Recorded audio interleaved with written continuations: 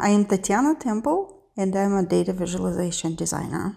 And it's not just my job, it's my passion. And I've been mostly doing it by myself in the office, so now I want to share it with other people. So I decided to create this YouTube channel. I have a lot of repeat customers, so I must be doing something right.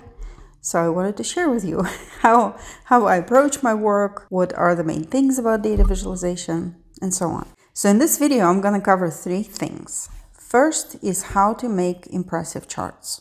Impressive means effective. Impressive means that they make an impression and they really engage your reader. The second one is an important role that you as a data visualization designer can play for your clients. And this video, I'm mostly speaking to actually designers who already know graphic design but want to improve their data visualization skills. You probably can apply this to like PowerPoint or Excel, but I work mostly in Illustrator, and so I have a lot of flexibility in how I design my charts. And the third one is the one thing that you can remember, just one thing, and it will guarantee your success with your clients. You 100%. They will love you and they will keep coming back. So let's talk about impressive. I chose the word impressive because it means to impress, to make an impression. It's like that wow, factor. It's like, oh, okay, wow, that's cool. And you remember that. You remember that fact, that you learned from that graphic. If you just think in general, what are charts for? Obviously, they are to show the data, right? So they are there to make the invisible visible, make the patterns that are hidden, or maybe you may have some anecdotal evidence of something, you notice something, but when you put it on a map or on a chart or compare it to some other, put it in context, so to speak, because every chart compares numbers, right, with something, then you see the hidden patterns and you can make much better decisions. Another thing is what inspires me to be a data visualization designer is that I can be uniquely helpful to make good decisions. And so I can help make the society better. I can help decision makers to be informed. Sometimes I work on courtroom graphics. It was to help litigate something, to explain a complex concept or a story over time. And that's always very it brings me a lot of satisfaction because I help them win. My side, my client won the lawsuit, but it's also it's easy and simple. And in one of the future videos, I will share with you another very famous courtroom graphic that Edward Tufte talks about in his book, The Visual Display of Quantitative Information. And I put it here, this book, because any data visualization designer worth his salt needs to have that within an arm's reach. And I highly recommend, if you have not read The Visual Display of Quantitative Information, as long as all other Edward Tufte's books, you can buy them on his website. I'll put a link below, put a link under the video. Coming back to what the charts are for, they are there to transmit information. So it's there's data and there's the human brain, right? So there's your reader's brain. And what the chart does, it's like the interface. It helps the data get into your reader's mind as seamlessly as possible. So in a way, a good chart is a chart that's invisible. It facilitates this knowledge transfer or the knowledge absorption with minimal interference. So the chart should not be in the way. So impressive charts, as I will illustrate in the story that I'm going to tell you, is not about composition. It's not about looking super fancy and super complex. It's not about, the fonts that you choose or the shape of, whatever, bars or what little icons you use. It's not about that at all.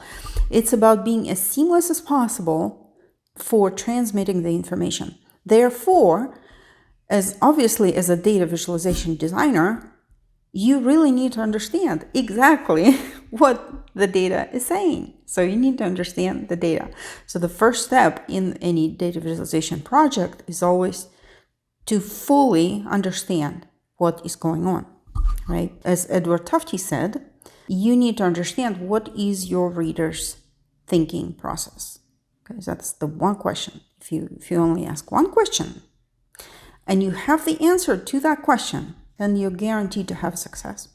All right, so let's talk about a very famous map that was designed in 1854 and I believe published in 1855 by John Snow. John Snow was a physician.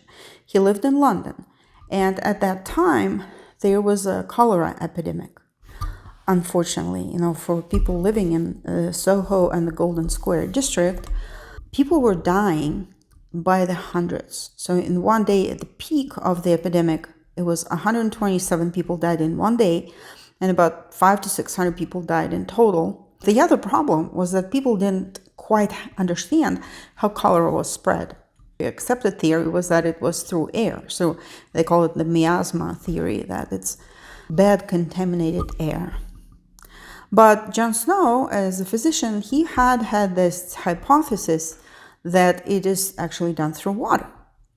So what he did was he took all the deaths, compiled the list of who died and where, and put them on a map along with the water sources, which were like a water spigots, fountains, whatever, with handles. So he started to observe, as you can see on the map, that the deaths are mostly concentrated around this one water source, which is the Broad Street map. So he convinced the authorities to close that, to remove that handle, to close that water source.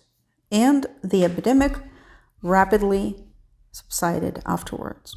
When you look at this map, is it colorful? No. Is it well designed in the latest software? No. It's literally drawn on a piece of paper. And yet, it is extremely impressive. It's basically life-saving data visualization. Because without mapping it on a map, you could maybe arrive to this conclusion, but it wasn't as self-evident. And so he was able to prove his hypothesis through this data visualization. So you might think, okay, yeah, this is like a life and death. How often do you come across situations like this? Is like you're working for some kind of bank or whatever, right? However, when I learned about all these stories about how impactful, how important data visualization can be, I was like, wow, what if there's a situation where a decision that needs to be made by, CEOs or stakeholders or a board, whatever, what if they need to make an important decision that impacts people's retirement accounts or their employment or anything that can make people's lives better? It just warms my heart, because I want to be able to make this world a better place. And so as a graphic designer who designs these charts and questions them, okay, so questioning them, not just oh, nice chart, boom, let me make these colors and put this icon or whatever, but actually understanding it and helping your client, right, understand the reader's thinking process, helping them achieve that clarity and achieve that speed at which the reader will understand it. This plays an important role, and you never know. Maybe, once or twice, maybe 3 or 4 times throughout your career, you will be able to have that impact, that life-saving or money-saving or life-altering, bettering impact. And I think it's worth it. I think it's worth it. Moreover, I actually prefer designing financial. I think probably financial data is my most favorite because it's important. Money is important for a well-being of a person. I like taking boring data and actually making this chart effective. Okay, so if the data is boring, for example, and you make the chart that the reader clearly sees that, there's nothing really to see here, nothing to see is also information. It means that, oh, I don't need to worry about anything. So you're just clearly laying it out for your client and helping them move through life quickly with quality decision and quality knowledge. I think of it as a luxury experience, a luxury chart experience. Like, imagine if you come to a luxury hotel and all of your needs are taken care of. And so you can create this luxury experience for your client by designing a chart that is just so smooth to understand. It's like smoothly just transitions from the screen or from a piece of paper into the reader's mind. What is your reader's thinking process? And honestly, it's actually a key to success in every area of life is to anticipate others' needs and maybe make life better for them, but especially in chart design. Because after this many years of working with different designers and working with different clients, I can see like sometimes designers worry about like a visual aspect of the chart without understanding the content. And when I present my charts to my clients, I never comment. Like, I don't comment on my design. I don't describe like, well, here you see this. And then I'm like, just here, see? And watch them. And a good chart, they'll be like, oh, look at that. Oh, yeah. And then they start engaging with the data and the story. Okay. So then I know it's a successful chart. Anyway, so let's talk about day-to-day life a little bit. So for example, say you're designing like your client is a nonprofit, like in this case, my client was a nonprofit that was promoting parks and recreation in Philadelphia. And they sent me this Excel file with some data, and it said that, their spending per capita, so per person in Philadelphia, it was $53. And then there was comparison with other cities on the East Coast, like Atlanta or like Baltimore, Miami, or Chicago. And parks and recreation are actually responsible for planting trees. So they gave me this piece of data that on a given day in a neighborhood with a bunch of trees, the temperature will be 80 degrees. But in a neighborhood without trees, it will be 102 on the same day. Really big difference in quality of life. This nonprofit was trying to convince the city of Philadelphia to increase the funding for Parks and Rec. And so we compared the numbers. Here's a bunch of numbers, and first I plotted them on the map, as you can see, and I made Philadelphia red, but I would say it wasn't really making that big of an impression. So I'm like, okay, all of these cities are kind of East Coast cities, so they're comparable as opposed to like California or Colorado or whatever. But still, what is the reader's thinking process, right? The reader is going to compare Philadelphia to another city, okay? Do they really need to compare it to like 20 different cities? Or is it enough to just compare it to a couple?